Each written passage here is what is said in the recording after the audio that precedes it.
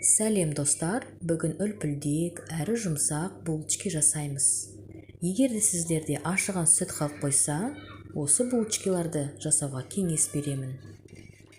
Мен оны біраз жылытып, үстінен 70 грамдай сары май қосып, өздеріңіз қалағаныңызша қант сеуіп, жақсылап ерігенше араластырамыз.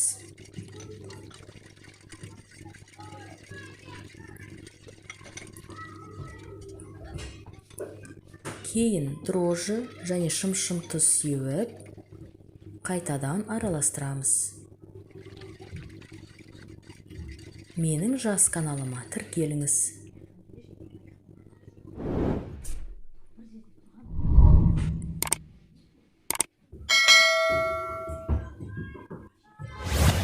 Кейін илектен өткізілген ұнды сеуіп, осындай қолға жабысатындай қамырды илеп аламыз. Оны жылы жерге 1-1,5 сағатқа қойып қоямыз.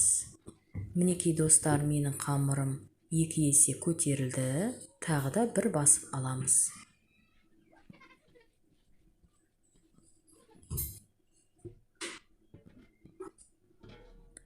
Міне достар, дайын болды.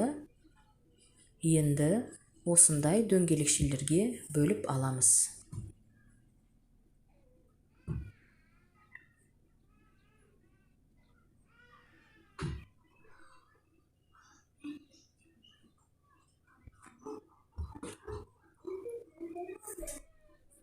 Булочки жасауға кірісеміз. Мен осылай қолмен созып, үстінен қант және сұйық май құйып, жақсылап жағып аламыз. Кейін рогалик қысып орап, түйіп, 2-ге бөліп, ортасынан пышақпен кесіп аламыз.